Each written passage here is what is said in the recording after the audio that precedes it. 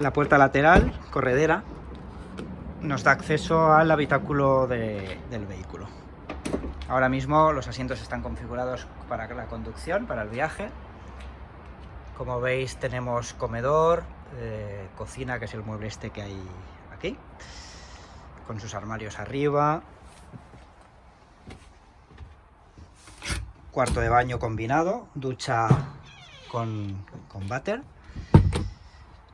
Dos camas de 130 centímetros de ancho en la parte trasera y una nevera de 90 litros.